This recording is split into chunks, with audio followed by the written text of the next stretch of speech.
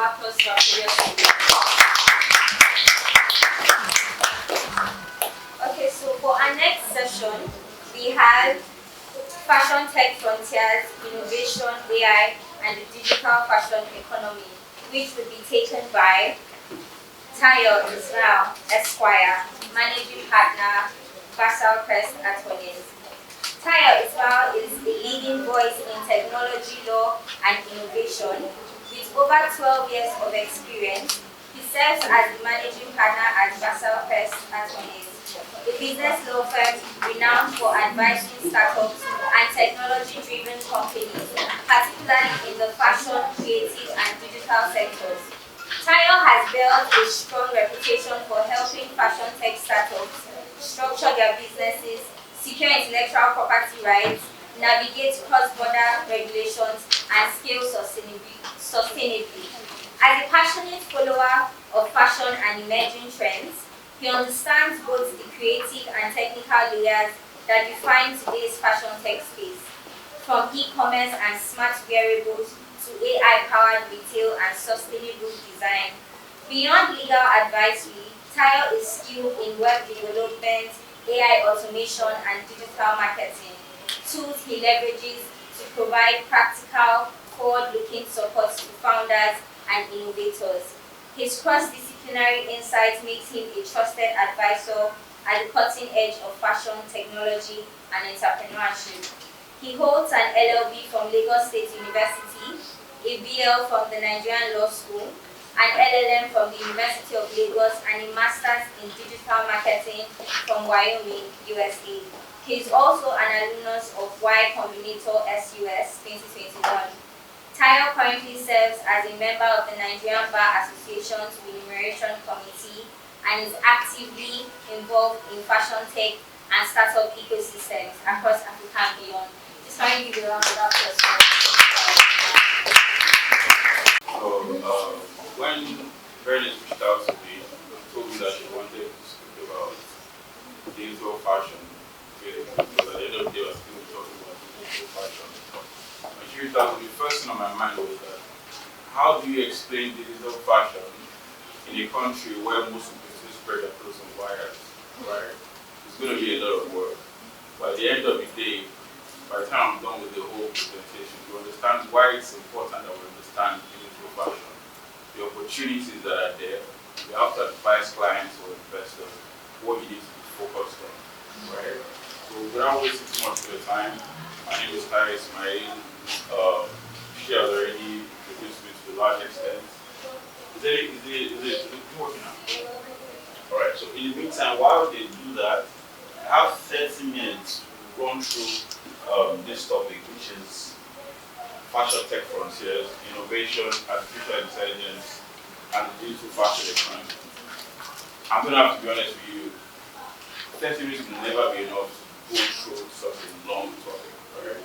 I'll try my best to see how I can summarize and focus on the important things, so by the time we're done with this, we'll have something to go with. Right? Now, another thing I also like doing is that most of these topics, when they give it to you, they always like conjoin a big ground. So I always try to take my time to talk about each one so that you know where we are, what we are talking about. I don't mean that you guys don't understand what it's all about, but it's always best to dumb it down seriously so that when we are done with the whole conversation, there will be connection between myself and you guys. Okay? So let me start by dumbing it down one by one. Let's start with fashion technology, right? Now, what is fashion technology? Let me simplify. Fashion technology is just using phones, technology to make fashion cooler. It's pretty simple. So when you see individuals putting their stuff on social media to sell clothes, that's fashion technology. When you see somebody designing wearables, what I mean by virtual wearables is that has anyone played Mario here? Mario. I don't know if Mario, I'm not too old. Yeah, but also Mario. I don't know if played Fortnite. Yeah. Alright. So if you have played Mario before, at some point you're going to see Luigi wears something else. Luigi wears white and green. Mario wears red and blue. slap yourself. Now, what that means is that that's like wearable technology, that's like virtual wearable, right? That's part of digital fashion. Okay, that's part of fashion technology as a whole. So just think of it as using technology to make fashion cooler. Using technology to ensure that fashion is used in a different way from the traditional means, right? But this time around, most of these fashion you can't wear them. They are mostly on the internet. They are mostly on our phones. But it's a very big economy. As a matter of fact, currently it's in 2025 it has been predicted to have a market size of $2.5 billion. And if you're having such a transaction or such amount of money going into this space, I think that lawyers should be involved, right? Especially lawyers in this space today. Any luck? Yes. So let's go to the second part of the conversation.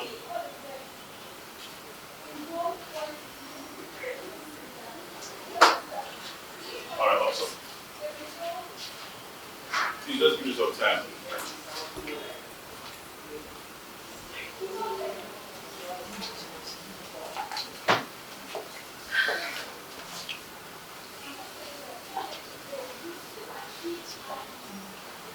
Now, what does digital fashion economy mean, right? Digital fashion economy now. Okay, awesome. So digital fashion economy is an ecosystem where fashion, I've explained the fashion technology. Digital fashion economy is part of fashion technology. If we recall, the topic is what again? Can anyone remember the topic? Fashion tech frontiers, innovation, AI, and digital. Thank you. Now, digital fashion economy, what does it mean? It's an ecosystem where fashion exists, functions, and brings value to digital means, even without producing physical clothes. It's part of what I explained earlier. Let's look at it from that angle of using technology to make fashion what? Cooler. Forget the big grammar. Now, this is exactly what I expect. Let me see this slide, please. So, Fortnite, Super Mario, Mortal Kombat, if you see individuals selling clothes on Jumia, see individuals selling clothes on Instagram, you see individuals selling stuff on WhatsApp without owning the shop. That is the online fashion business, and that digital fashion. That is digital fashion economy that we're going to keep delving into today. Next slide, please. So, three things: making fashion in computer, selling online, and sometimes wearing it on screens, not in real life. And yes, there are Nigerian fashion creators doing it. We'll be talking about them very soon. Next slide, please. So, we have why it matters to Nigeria. Next slide, please. Next slide, please. Yeah, these are Nigerians doing it. We have a company called Orange Culture. It's a Nigerian fashion brand that uses 3D computer software. There's some computer software called Pro 3D, right? You use to design clothes. Like I said earlier on, you can't wear these clothes, okay? But these clothes can be sold. These clothes have value. And sometimes, most of these clothes, you use it to test whether the clothes are going to fit you in real life. A lot of us use TikTok here. You see someone bringing up TikTok filter and wearing glasses on it. Once you wear the glasses, like this glass doesn't look nice, it looks nice, you can go ahead and buy it. So if you want to buy glasses, now instead of just going to a shop, going to Lomo, that is owned by, I think it's owned by one guy, what's his name? I can't recall his name now. It's owned by somebody. You're going to Lomo, or you're going to Ray-Ban, right? Tell me to head there, wear the glasses, test everything. It doesn't work that way anymore. You can just go ahead, use like a filter, or someone creates it through Pro 3D, designs it, you wear it online, right? Just like the filter on Snapchat on TikTok. Once you're done wearing it and it really fits you, you can go ahead and buy it. So people end up selling stuff like that. So at some point, it has become an economy that people should be interested in. It's become an economy that has value. It's become an economy that people are really making a life out of. So that's also why it's quite important. Now, these guys are the ones creating it. We have Finesse Africa using artificial intelligence and data to design fashion that young people can actually wear. Now, to explore it further, we have to explore some key pillars that I think are shaping the Nigerian and African fashion ecosystem.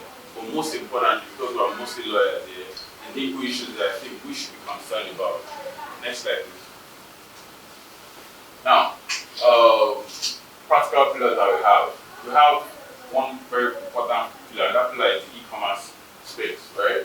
So, from fashion online, from Instagram shops, TikTok product links, Nigerian designers are building digital storefronts. But there are so many rules that we need to understand. Now, what are those rules? Those rules, you sell one bag on WhatsApp, that's not a problem. You sell 10 bags, you're an entrepreneur. But as soon as you start selling 100, the federal government is coming after you, right? They're trying to know whether you're paying taxes. They're also trying to know whether you're laundering money. I was in Abuja yesterday, and our client owns a tech company. We started doing very well.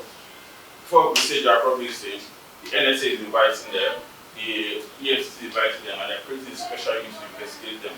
Why? Because they've been able to do so much over the years, and they've been able to do a lot of transactions. So when they started, they were not making money, nobody called them to come. Okay? That's exactly what's going to happen. You start an e-commerce company, or you are involved in an e-commerce space, or you have a client that does e-commerce, and you don't allow that individual to understand the regulatory ecosystem, right? Now, second slide, next slide, commercial insight. E-commerce should not proper legal frameworks, put both customers and businesses at what? At risk. Next slide, please. So, the primary legislation that we have when it comes to e-commerce is CAMA, Company Allied Matters Act, the Finance Act, especially the part that talks about taxes, the FCCPC, that's 2018, Cyber Crimes Act, which is one of the things that we're trying to use to stress our client. NDPA, provide foundation for data as well as online consumer protection. We have corporate compliance. That's still CAMA, that's still registry of business, like my brother just rightly explained to us. We're not going to waste too much on that.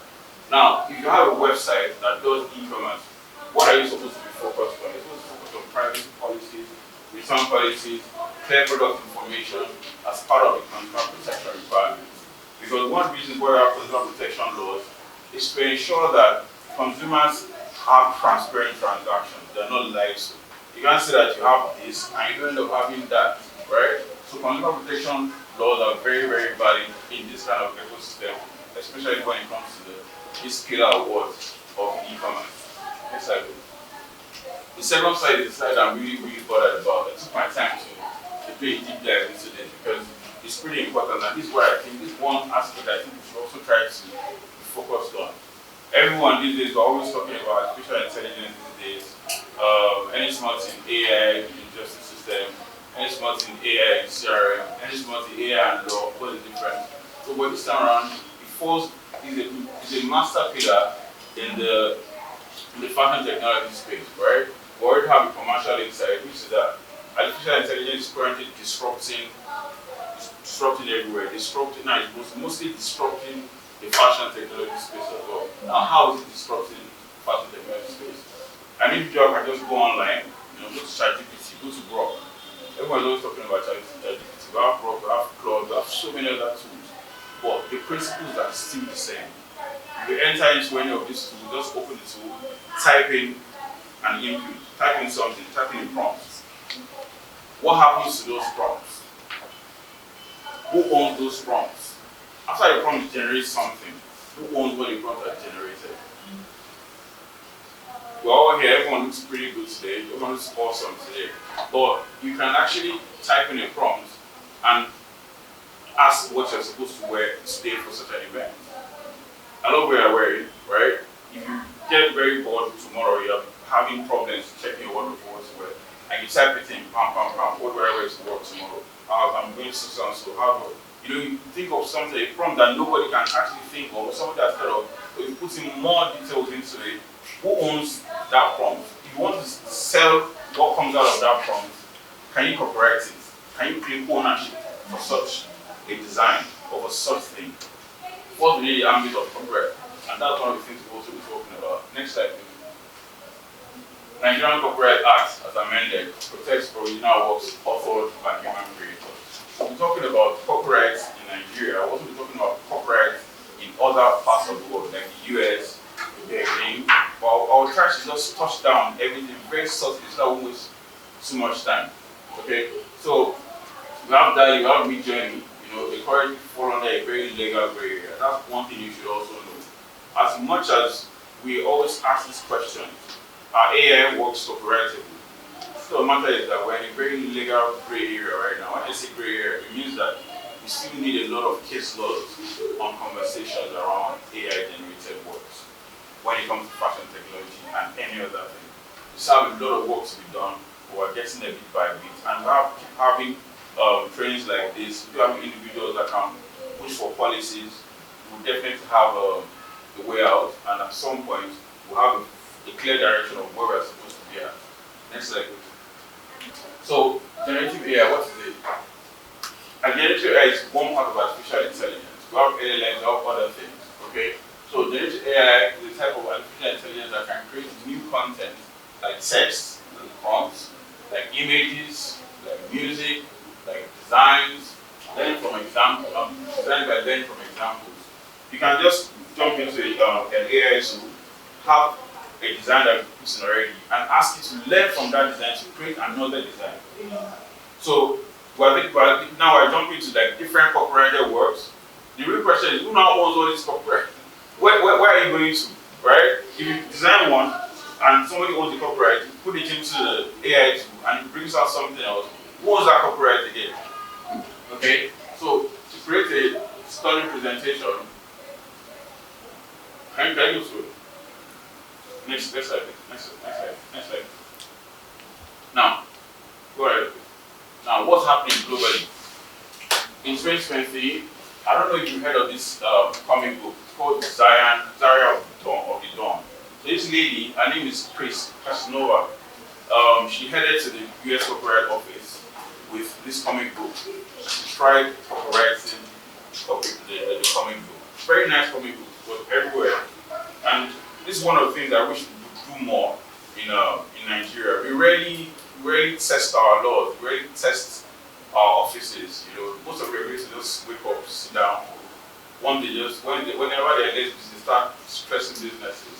We are supposed to be the ones stressing them, testing their laws. We look at what the individuals in the data protection area, the data laws from Mr. Solomon Okedara, what they are doing, the way they are testing our data laws. I think in the fashion ecosystem, we need, like Bernice rightly said, she said something when I got in earlier that if you think you're going to come into the fashion ecosystem or fashion law space and you're not be fighting, you're not be going to court, you're not going to be litigating, you're jonesing, right?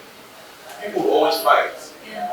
People will always fight. And if you've been following social media lately, you have seen people fighting over bridal dresses and a whole lot. So if you don't know how to fight, you might not be able to stay in the fashion law space for too long. Those fights will come. You have to be prepared. So back to this. The Copyright Office refused to copyright the works generated by Midjourney. Those were the pictures. All the comics are mostly tied to pictures. So all those pictures, as soon as they came out, she was very happy that, okay, these are very nice though. She took it there. The Copyright Office, the US Copyright Office refused to copyright, to accept those works for copyright. But it did something that's pretty unique. They were able to copyright her prompts, right? And the texts of the book. So that tells us one thing. In the US today, they're still working on their jurisprudence. Maybe it's going to change tomorrow. But for currently, that's what it is.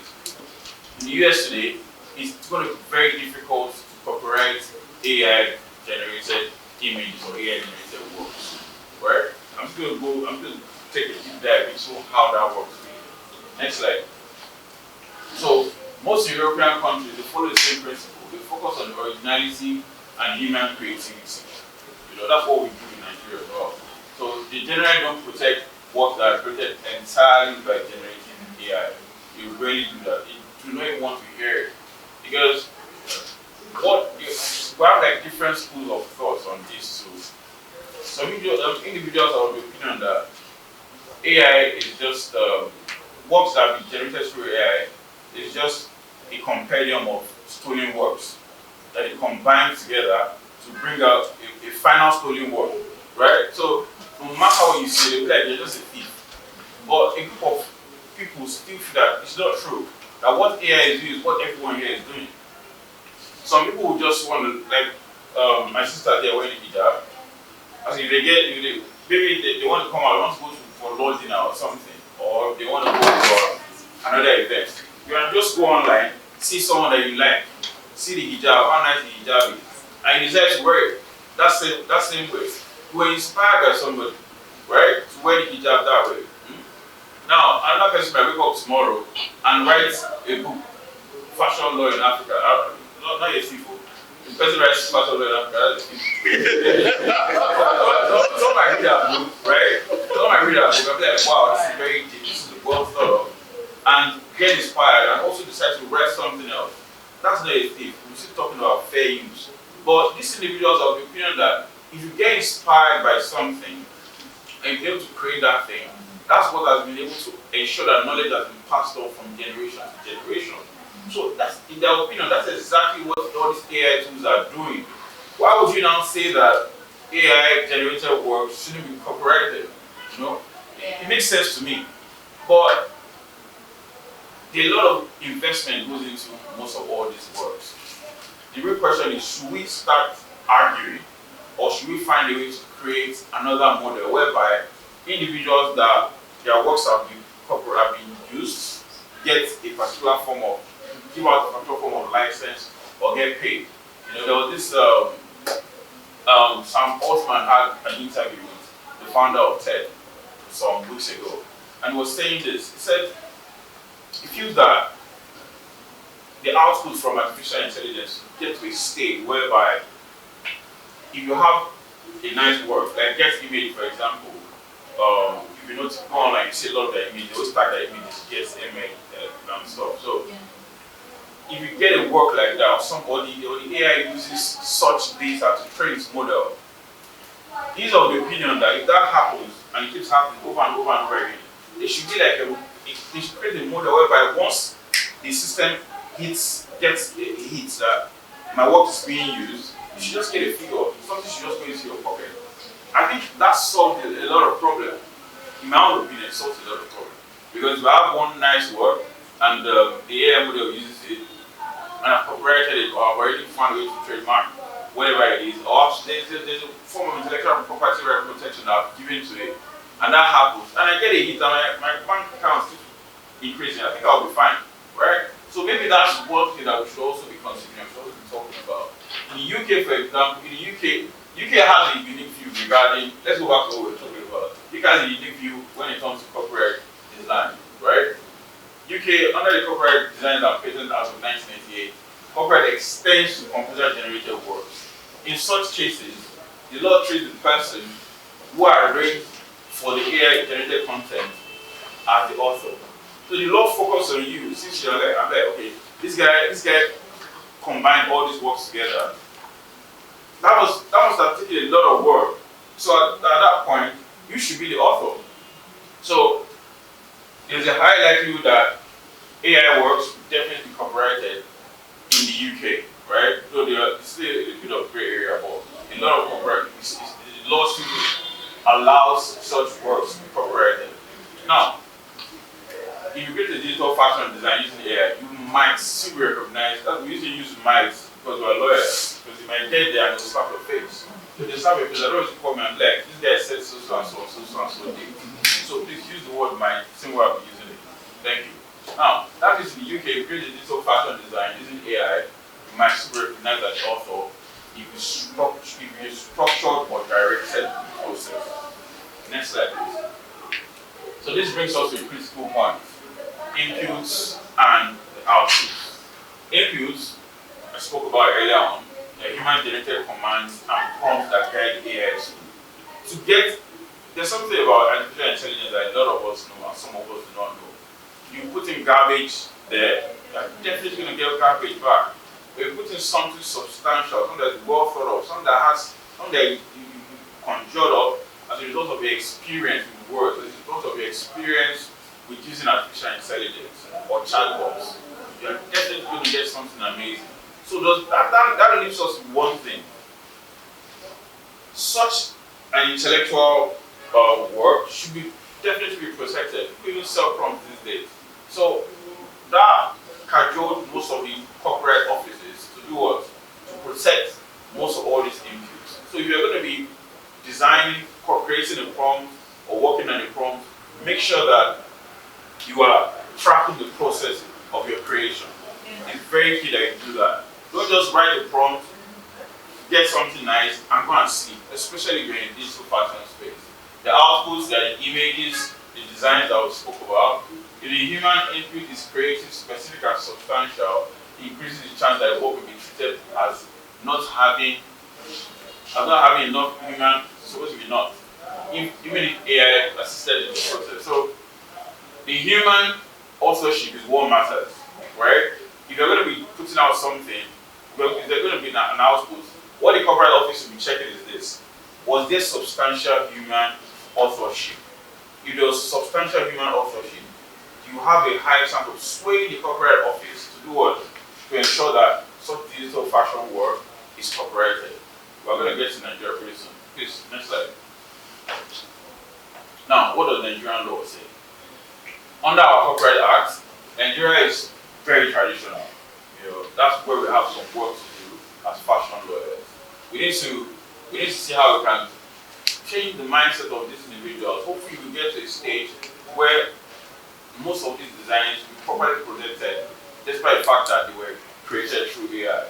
Now, what Nigerian corporate law is focused on is it has to be original.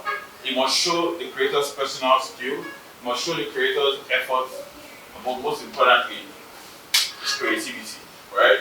Fixation, what almost everyone knows. It must be expressed in a tangible form. It has to be written, coded, or proudly stored digitally. The creator must fall under Nigeria's legal definition of an author. Okay, next slide. Now, who's an author under Nigerian law? This depends on the type of work. Audiovisual work, the person who arranged for his creation, unless the contract says otherwise. Collective work, the person who selected and organized the content, photograph, the photographer. Next slide. I have 30 minutes, so I have to keep on through this. Now, eligible persons for copyright in Nigeria, Nigerian citizens, next slide please. Please, if you need this slide, just reach out to the fashion lawyers, they will definitely send it to you. You don't have to write too much. So now this is legal gap. AI is not recognized as an author under Nigerian Copyright Act. Full stop. Don't stress yourself. Work created solely by AI without enough human input do not qualify for protection. Full stop.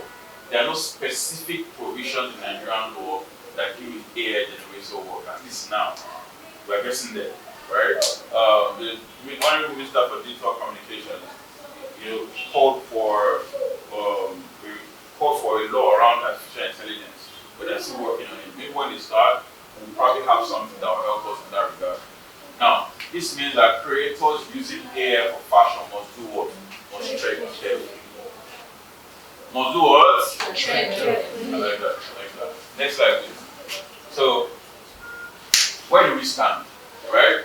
Until the law changes, or until the courts give us a clearer direction, its best approach is to be preventive as opposed to being reactive. You have to be smart about anything you're creating, you are putting out with artificial intelligence. Increase human input. If you're a designer or you're a lawyer that you want to branch into fashion, you should actively guide the AI, provide detailed prompts, and edit the results. Prompt themselves to be copyrightable in some cases. Keep records, whatever you do, keep records, make sure you track everything so that when there's a dispute or you're trying to copyright most of your work and you're having issues, there will be a trackable instance or something that you can present to them at the corporate office and this is what you've done, this is your intelligence, this is your work, this is your creativity. I beg copyright that, right? Now, disclose AI use. In a situation whereby you use artificial intelligence, all true, or you're selling it as a commercial work, let individuals know that you use artificial intelligence, mostly because of what? Of our consumer protection laws. Okay? Next slide, please.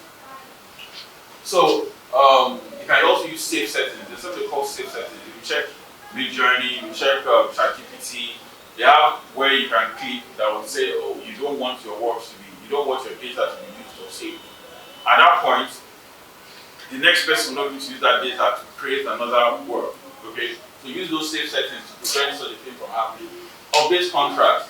Contract with freelancers, interns, operative teams must clearly state who owns the final product, especially when AI is involved.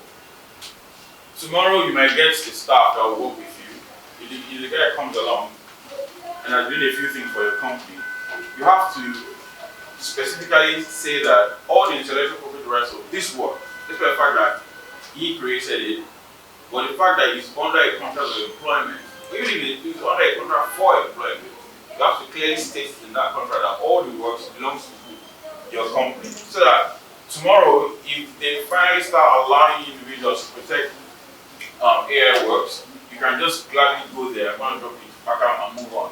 You're not just going to be shot in the leg in the next future and realize that there's nothing you can do as regards that work. Next level.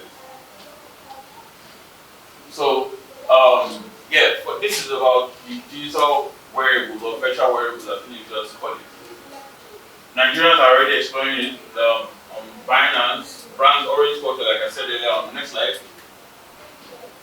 So, legacy side for this one. But when we talk about I don't know if anyone's heard of non-fungible tokens.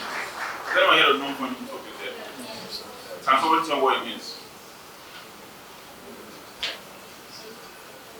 Somebody should say something. Just digital assets. Well, depending on what you're using it for, you have different uses. Awesome. Thank you. So when you talk about non-fungible token, it's just like digital assets that nobody else has. That's why it's non-fungible. That's why it's called non-fungible tokens. Take for example your JAM. Your JAM result, I don't think anyone has a JAM result. I don't know what has my JAM result. Right? So my JAM result is my JAM result. It contains my number, it contains some personal identifier that shows that it's for me. The same way yours contains personal identifier that shows that it's for you. That's exactly what non-fungible tokens are. Most of all these wearable designs that are on the internet or online, once it's on a blockchain and an NFT, nobody else owns it. Nobody else, right? So at that point, people have been able to create wearable design that is made as NFTs, and as 2022 they were really selling a whole lot. But things have changed now, they're no longer making as much as they used to. But it's still very important in the fashion technology space. It's still very important in the digital fashion economy. Okay? So copyright, if the original digital artwork or design is there, trademark can be trademarked for branding elements or logos using virtual goods. Contract law for smart contracts. When I say contract law for smart contracts, contract law in the sense that if you have an individual, building this smart contract for you, there has to be a contract law that binds that person to your company or to the money you are paying him. Right? The SEC now has issued guidelines for digital assets. Fashion NFTs must not be classified as securities unless they represent profit-bearing assets. Next slide. Okay, now we have data privacy. This is a very important pillar of fashion technology. Okay, this Nigerian Data Privacy Act requires that all business, including fashion tech companies, to obtain informed consent before collecting personal data. If you go online now, for example, ChatGPT, you've been asking, putting a whole lot into OpenAI's ChatGPT. The Nigerian Data Protection Act is bothered about it. There are certain content that they should be requiring from you before they allow you to even before you put in that data, and they now eventually use it. But a lot of us don't even know that we've been on that click wrap agreement that we've consented to our data usage. If you take your time to read the terms and conditions of OpenAI or terms and conditions of ChatGPT, you probably never use it again. But this is an important core pillar of fashion technology. The data laws is trying to protect user data with reasonable security measures. Register with the Nigerian Data NDPC if you have to create any digital fashion. Consumer protection under the FCCPA ensures fair pricing, product description, and the right to refunds or repairs. Next slide, please. Now, this gets us to the last part of this conversation. One of the reasons why we came here today is to see whether there are opportunities for us. Okay? So if you are here today, you're probably one of the first set of people that understand that you have to focus on this first movers advantage thing. They've taken over maritime. A group of people have taken over technology law. People have taken over human rights. Started before we were born, right? seeing the likes of Fem and all that and like. But this is one of the few chances for you to do something that other people have not really taken over. And that is trying to do your best to be a fashion lawyer that understands what it takes to really assist businesses to make an income and to protect their investment, right? So fashion law is no longer about runways and research. It's now powered by technology. That's fashion law and fashion technology.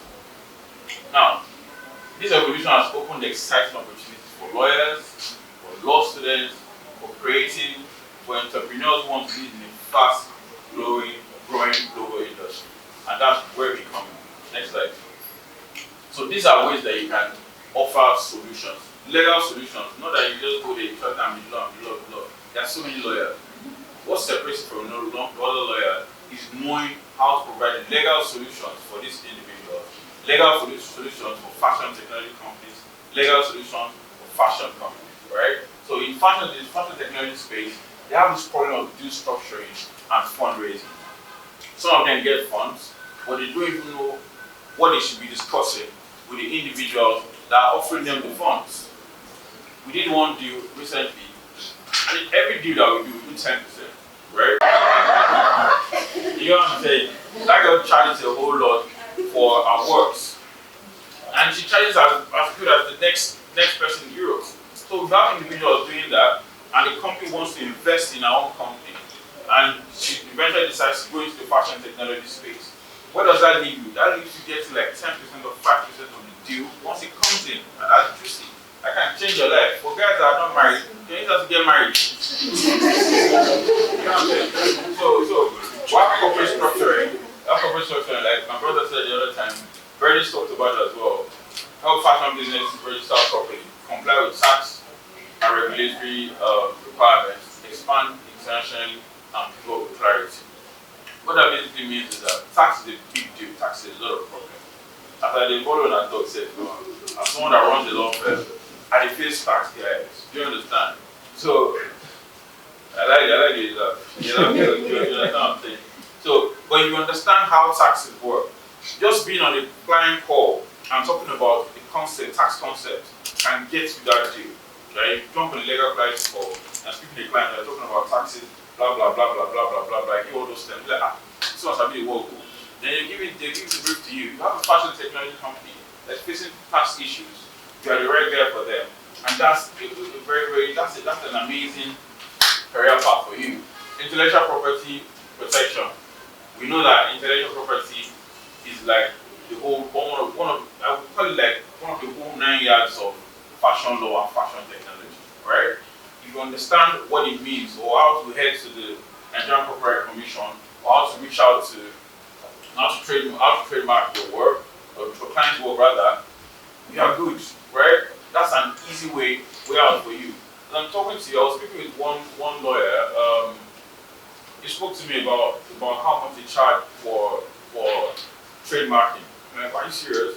Just to write a citizen's letter, they charge 2.5, right? They write for that letter, they charge 1.5. And now they get like they get close to 5 new clients every week. 1.5. No, 1.5. Right? That's $500. And there's someone that's very close to me that somebody reached out to from Finland, right? When the person reached out, the person talked about some other individuals using their marks, right? Now, they didn't just use their marks, they used their marks to kind of request for money from their customers. That gives you 2 ways to make money. The first way is the criminal way, writing a petition, taking it to where? To the EFCC, because those ones work very fast. The second way is to do what? Is to see how you can write this letter. You're going to be replying those people's email, you're going to be replying them from 2 fronts, and they'll definitely pay you for 2 fronts. And those people, they charge those 6.5 for the criminal, and they said they had enough, they had already gotten approval from their finance department, and they're going to send you money. So if you understand intellectual property protection, fashion technology companies, my guy, if you're not married, you know what to do. I'm going to get married, right? Next one, please. So tech and AI contracts, drafting smart contracts, those are guys that understand how to use smart contracts. Outline IP ownership in AI generated fashion. That's inside the AI contract. NFTs, AR experiences. Now, fashion sustainability advisory. Fashion sustainability is a big deal and a big problem in the world today. When you talk about fashion sustainability, it's still tied to seeing how you can be wasteful when it comes to fashion. When you're seeing how you can be focused on assisting the environment, trading on the environmental laws carefully. What that means basically is that there's ESG compliance, green marketing laws, we have ethical production policies. There's some companies that will not work with you unless they discover that you focus, you help when it comes to ESG goals as much as you can, and you put it on your website, right? So if you understand fashion sustainability is so wide that it's even, as far as I'm concerned, it can be taken as a practice area on its own. That's how wide it is. Someone just reach out to you, one white girl just can't be recorded. Someone just reach out to you from another client. The person will be like, the person just going and be like, sustainability. You go this place, they say we throw there, right? And the person will be like, you guys are damaging the environment. But you will say, you never shop. You finish this your gala, you throw it away. You understand? You finish where you don't like the clothes again, you start using it as brag. You need to clean your toilet. Once you take it, at the point if your water is leaking in the bathroom or in the kitchen, you put your shirt on the floor. Start using it to clean the kitchen floor. And it's there for another 6 months. Once you are done, put it in the dustbin. The dustbin packer puts it in another bigger dustbin, right? But guys are focused on sustainability. They are bothered about how to make the environment a whole lot better, how not to ensure that, how not to mess up pollute our waters with stuff like that, with clothes like that. Now that's another career path that you can tread if you are hell bent on doing that. E-commerce and consumer protection compliance. So what online fashion sellers in compliance with data privacy laws, blah blah blah blah blah blah. That works for you. Next slide, please. Policy development and ecosystem advocacy. That's one aspect I said. I think a lot of us should be concerned about. Policy is what drives the ecosystem. But if you can be part of the conversation from the beginning, from the get-go, you are definitely going to have an edge over the other people coming on board. If you are here today, I want you to even first of all give yourself a round of applause, please. Because these are things that I think we should as far as I'm concerned, I think we should also give a round of applause to Bernie for organizing. Because if you take your time, as you can see, this is Africa's first fashion list. You can take your time to create something out of nothing. It's not easy. But if you now eventually create a practice area when people are not bothered about it, and there is a high possibility of that practice area, generating a large chunk of income for you, I feel you're on the right path. Because you can't be competing with others who are already taking on into this space. But if you want to compete further, you want to compete better, one of the ways is to drive policy. Okay? If you are talking about fashion laws, be there. Don't just say, okay, I'm good. No, if you're talking about fashion technology laws, be there. If they send out a bill, make sure you add your inputs. Have conversation around it. Talk about it on LinkedIn. Talk about it everywhere. Drive the policies that shape the ecosystem that are currently focused on. And that ecosystem I'm talking about is what? Is fashion technology. Next slide, please. So, I think at this point, Fashion Law Institute, they're going to be offering some courses. They didn't pay me for this, so I'm not even part of them, but I like what they're doing, right? So, yeah, give me a round of applause.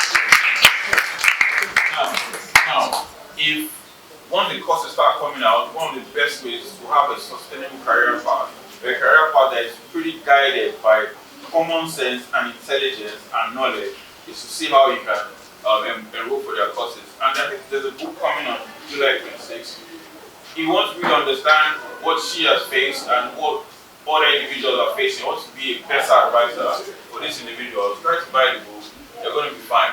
So, fashion technology is not really about trends, okay? It's about owning the future, right? Don't just sew, don't just quote, don't be another lawyer that just finished from Bagauda, Agbani, Buhari. I've been from Buhari, by the way. Next slide, please.